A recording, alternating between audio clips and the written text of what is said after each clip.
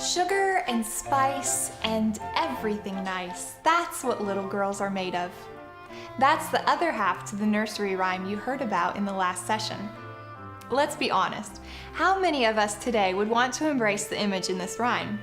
We receive messages all the time that say women should be strong, independent, aggressive. Welcome back to True Woman Table Talk. We think it's great that you're back with us for another time of hearing what Nancy DeMoss, Mary Cassian, and our friends have for us. Okay, in the last session, we explored what little boys and men are made of.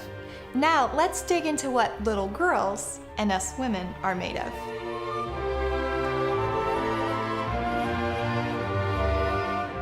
Okay, girls, sugar and spice and everything nice. That's not exactly the image of womanhood that our culture promotes, is it? It's not at all the image. And I think culture has really intentionally tried to change the image. I mean, the Mother Goose rhyme from way back when. I mean, I remember when I was a girl, sugar and spice and everything nice is what little girls are made of. But what comes to mind on that is that cartoon, The Powerpuff Girls. Mm-hmm. You have girls. Yes. You familiar with that cartoon? Mm-hmm. Unfortunately. But it just strikes me how intentional culture has been about changing sort of the idea of what womanhood's about, because sugar, spice, everything nice. In that particular cartoon, the professor spills an extra ingredient, chemical X, into the formula, and all of a sudden you have supergirls who are the heroes and the heroines and the main dominant force. And the evil villain is him. Yeah. Him is always the bad guy. Him is always the bad guy. It's like they had the three little girls have an encounter with three boys who are called the Rowdy Rough Boys. And these boys come in and they're larger than life and, big, mean, tough boys. And then the girls figure out the way to subdue them is by giving them sugar, which is kisses. And then when that doesn't work anymore, they see that every time they insult the boys and really insult them as boys, basically emasculate them and insult their manhood, these boys get smaller and smaller and smaller and smaller. And so our young girls are watching these messages. And how true to life is that? Yes. Right.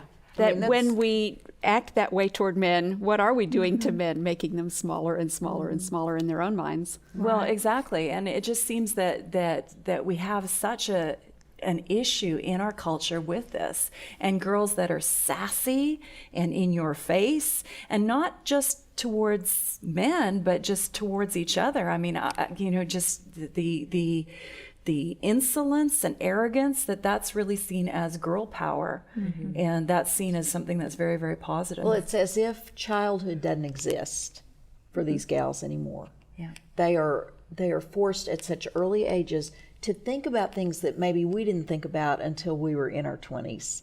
And so early on, they're thinking about issues when they should have been doing the sugar and spice things and playing in their backyards and watching Care Bears. But that's not what's happening. And as women have embraced these new models of womanhood, that's had a strong impact in relationships, on men and in male-female relationships. Here at Revive Our Hearts, we get a lot of letters from women, but we also occasionally hear from men talking about how this whole revolution in womanhood has impacted them. And I'm thinking of an email that a man sent to us here at Revive Our Hearts.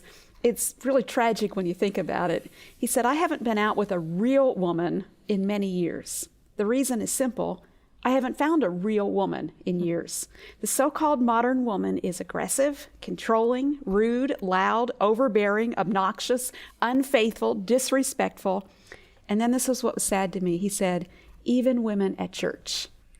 And then he said, "I miss the strong but feminine woman of years gone by." Mm-hmm. He misses that. And I think our culture misses something. I think our relationships miss something by not having that courageous, strong, but feminine woman of years gone by. Mm-hmm. And so as we think about womanhood and what our culture says and its messages, the Bible has a whole different message about womanhood. And of course, that's our authority. That's what we're looking to. If we want to be true women, we need to think biblically, think Christianly.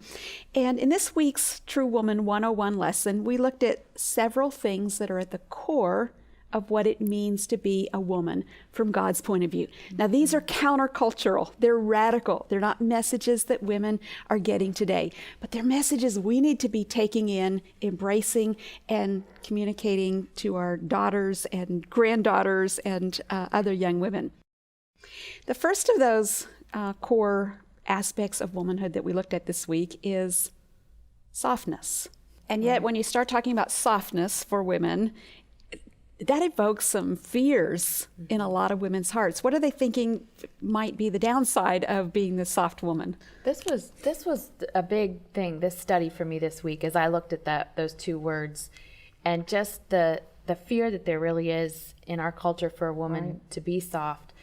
And I'll tell you what my eureka moment was. It was in looking at those words and in looking at the Hebrew and saying, this is fact. This is what God says. Men are created to be strong. Women are created to be soft. And I think that doesn't mean we're wimpy. I think it means we're soft toward. We're soft toward God. We're soft towards our husbands. We're soft towards truth. And this is fact. It says man is strength, women is soft. Even our bodies, physical bodies, the way the parts fit together, the way that women are, we're softer. I mean, we've got curves. and Do we ever? Do we ever? Yes. Curvy sometimes, too much, but just we've got that softness, that welcoming. We've got the womb, we've got the space. And in the lesson I talked about the curve in our arms. The curve. Right. Like Huge. it's an amazing, Do you know, I got my husband and I said, stand next to me. Do Right. this. Let's compare it, right? And the women have this carrying angle, which is why we can't throw footballs. And that's why men cannot carry children for long periods of time in their arms. That's right. It's so much more uncomfortable for them. But I always women wondered what can, that was about. Women can hang on to that baby and tote it all over town like this in their arm on their hip. Men cannot do that. No. They're physically built in a different way. Physically, they're different, but I think that's such an image. Like when I think of womanhood, I think that God created us to create this nurturing space, a welcoming space. And even our arms, when we hold our arms, there's a space. Our wombs are a space. And whether you're single or whether you're married, there's a softness about womanhood that God finds very, very precious. And he talks about that in 1 Peter chapter 3, that this is very precious to God. Is it all right if I confess something? All girls. Okay, because this softness has been something that's been very hard for me. And the Lord has really had to do work in my heart. I can remember as a young married woman believing that I was submissive. I would never have called myself a feminist. If my husband asked me to do something big picture, I was on board. Amen, let's do it. He asked me once, can we move from my little hometown across the nation 15 hours? And I said, yes, absolutely, amen, submit. But God forbid, should that man try to choose our parking space on Sunday mornings. I've been there. I think everybody can identify with that. It's the little things. I wanted to micromanage every little Yeah. decision. And we were on vacation about 10 years into our marriage, and God really just got a hold of me, and I could see how I was breaking my husband's spirit, how I was breaking his heart. And I remember waking him in the middle of the night and just getting down on my knees and saying, can you forgive me for this? I think he didn't believe it. But the next day I started to just it took a lot of strength to be soft. Let me just say that. I know. It took a People lot of don't strength to understand be that soft. this is a sign of strength. But here's the benefit that came out of it. As I submitted to the little things, as I was soft and just let him lead, suddenly he started rising up to do all the things that I would be like, what? Little things like opening the door for me, putting his hand in the small of my back and leading me along. Just those, I think that's what we're forfeiting in our hardness. We're forfeiting that protectiveness in them that they will rise up to bring if we could just shut our pie holes once in a while, and be soft instead of say what we think is the smart and fast thing to do. Kim, I remember when we had that conversation a number of years ago now, where I asked you, is it possible that you intimidate your husband? Yes. And you looked at me like, who, me? And I am so thankful that you asked me that question, Nancy, because when you first said that, I think my response was, right. But that question kept going over and over in my mind. And sure enough, it took a while before my husband admitted it to me. But I did intimidate him with my strong will, my determination, with I have the right answer and this is the way we need to go. And I too would say I was submissive. I was a submissive wife. But in the little decisions, in the inner recesses of my heart, I was not submissive, did not have that openness, receptivity. But I think the greatest benefit is when we are living out our design the way God's designed us, as you've shared and as this chapter is opened out, then we are able to demonstrate to others God's glory. And when we have that relationship with our husband that people can look at and say, that's a transformation. Only God can do that. That brings him glory, and that's what we're called to do. And we demonstrate the responsiveness that the church is supposed to have toward Christ, her heavenly husband, as the bride of Christ. We're picturing for the world that giving an earthly picture of that heavenly spiritual reality, that the church is to say, to be responsive, tender to Christ, and not weak, not run over. Christ doesn't run over his people. He loves them. He nurtures them. He cherishes them. And we talked in the last session about the core of manhood being to protect and to care and to nurture. But it makes it a lot easier, don't you think, on the guys if, as women, we will be malleable, responsive. I was doing some research recently for teenage girls on this whole phenomenon of being relational, and one of the things that's undeniable across the board is that when the gift of sexuality is misused, a woman is hurt. It's not so for a man. He might feel some shame, he might feel some conviction, he might feel some regret, but there's not an overwhelming sense of woundedness that permeates him for years to come sometimes. I've worked with women in their 80s that are still wounded from something that happened when they were 16. And one of the facts is, this is just biology, is that the part of the brain that stores relationship, that stores particularly the romantic emotional relationship of man and woman, but all relationships, my friendship with you, my friendship with Nancy, is the deep limbic system. And though the male brain is typically larger than the female brain, which don't let them know that, we don't want that out, but the part of the brain, the deep limbic system that stores memory and emotion and relationship, is 2 to 3 times larger in the female. There's simply more geography for her to store all of that relationship. There's more potential for deep, healthy union.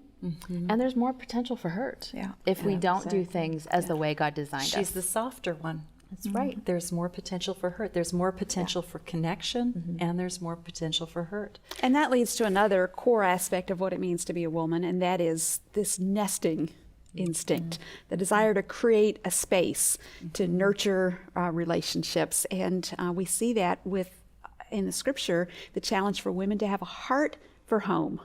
Domesticity is the old-fashioned word, domestic. You hardly hear that word anymore.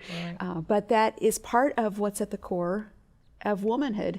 And yet the Bible really lists having a heart for your home as one of the top 10 things that women need to learn and need to be mentored in. Titus chapter 2. Titus chapter 2. Great true woman passage. Exactly. Having that heart for the home. But I think that heart of hospitality really comes from the heart of God. Like he prepared the garden, he prepared a beautiful place. And isn't that what the gospel is all about? It's Christ on the cross extending his arms saying, come to my home. Yes. I'm going to prepare a place for you. And I want to receive you there. And so when we show hospitality, we show the open armedness of the gospel. We show the welcoming heart of God. And as women, that's a way we model and make the gospel attractive. And we model really what the church does here on earth. We, in terms of creating a place where life can happen, where community can happen, where connectedness can happen, where you see life and growth. Really, that's what the church does for Christ. And that's what women model in terms of who we are as women, to create those spaces for our girlfriends, for our families, if we happen to be married, or just to have that life-giving space. And you don't need to be a married woman to be able to do that. I saw a really neat blog just this week. A single woman was talking about how she had this hope chest and this fine china and this beautiful china that one day she would eat on with her husband. And God just really spoke to her and said, take the china out. You're a nurturer now. You're a homemaker now. And so when her girlfriends come over, they eat on the most beautiful china with the most beautiful crystal. And she said, this is just my obedience to the Lord, that I'm a nurturer now. Being a woman. Right. Yeah. Right. Yeah. All of these core values at the heart of womanhood are not just for married women, and I'll be the advocate for single women here and say that it really is a joy and a privilege to create in my home a space that is welcoming. In fact, Mary, you've been camped out at my house for the last couple of weeks, and it's to welcome somebody into my home, to create an environment that's conducive to growth and nurture and caring. That's part of what fulfills who God made me to be. I love in the study that is the attitude in these first few lessons that we've looked at, that it's not about putting on a certain outfit or conforming to any set of rules. It's about the heart that says, I understand who God created me to be, and giving ourselves permission to step back a little bit, get God's perspective on our lives, and understand that being soft, that creating those environments is part of what God has built into me if I will tap into it. And it's not, I was not a woman who wanted ever to spend my life cleaning or cooking. Those things were Low on your list of priorities. Really low on my list of priorities. I was telling Dana last night, my biggest concern when I was in college is what was going to happen to my fingernails that day. I'm not kidding. And so I used to get ready and separate my eyelashes with a straight pin before I left the dorm room. And so once you had a few children, you probably didn't have quite so much time for those kinds of things. God has given me 8 children to nurture, and I'm so grateful because what it's done is teach me what does matter.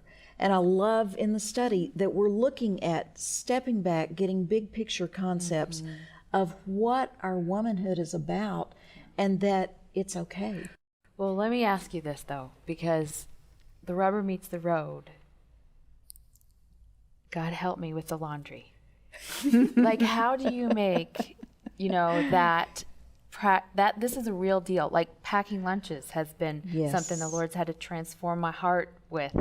How do you make this attitude of softness and nurturing roll over into, all right, in the next 15 minutes, I have to pack lunches and get some laundry out of, moment by moment? Well, for me, it has been a process of surrender to God's will for my life rather than my own agenda, but seeing even those things that God has called me to as part of His big picture calling on my life. And you're now doing it with not only children and grandchildren, but also with an elderly mother with Alzheimer's. I'm pretty much doing every season of life right now, which knowing who I was at 20 is pretty amazing. It's a good thing God did not give me a roadmap at 20, because I would have been running the other direction. But what God did was grow me up into those things. And I think it's about realizing that even those mundane things that I am not a fan of are part of the big picture of raising sons and daughters who will have that concept when they leave my home. And they matter. They matter to those family members. They really do matter. It makes a difference. I think we need to be careful, though, for our viewers to kind of explain that we're not talking about a stereotype here about who does what in the home, because sometimes God bless those men who are good cooks, or who can come, rise up to the occasion and cook a great meal. So it's not who does what, but it's really just cultivating that heart, that womanly disposition, that just propensity to nurture and to, line our nest with feathers and to create that environment that really is conducive to life. And that's what we're talking about. We're not talking about a list of behaviors. Right. Not a box. Or a Martha Stewart home. Right. Yeah. Yeah. I mean, we're not talking about a home that needs to be pristine or always clean or needs to be, decorated in exactly the right way. But it's just keeping in mind those big picture things. And see, that's the deal for me, is big picture. If I'm folding laundry, it's real easy for me to grumble because I just did it yesterday. And you're going to do it again tomorrow. Every day. Again tomorrow. So That's big right. picture for me is praying over my children while I fold their laundry. Actually, that's what I used to do, actually. Every time I matched a pair of socks, it was like I would pray for the person whose feet were going to be in those socks the next day. Yeah, otherwise it's just overwhelmingly monotonous for me, those kinds of tasks. Womanhood is such a critical topic because it ties into our identity and who God created us to be. And I think that it's not an easy topic to talk about in this culture. It hasn't been easy for me, and I've heard you I don't sharing. think for any of us necessarily. And I think the fear sometimes is that God's going to change our personalities or violate our personalities. That if I'm a strong-minded, opinionated, outgoing extrovert, that I have to change. And that's simply not true. I think that God can take these characteristics that we've talked about and pour them into any woman, any personality type, and she's going to end up looking like her. You're going to become more you. Your personality will shine out more as it's redeemed by the gospel and as God teaches you who it means to be a woman. A true woman. A godly woman. And you become the woman that God had in his mind. Yeah. When he created us, when Jeremiah talks about God creating us in the womb, that we fully become the woman that God had in his mind when he created us, instead of part of that or a misshapen representation of that. We are able to more and more look like Christ throughout our life in a feminine way. This discussion has been interesting and helpful, hasn't it? It's so easy to miss out on the beauty of who God created us to be because the world programs us to despise many of the things God values about womanhood. While God's ways might seem hard at first, we're hoping that as you say yes to the goodness of his created design for you, that you will find it more and more desirable and freeing. As you think about the different aspects of womanhood, which one do you find most challenging? I wish I could join your conversation as you talk about it now with the women in your small group.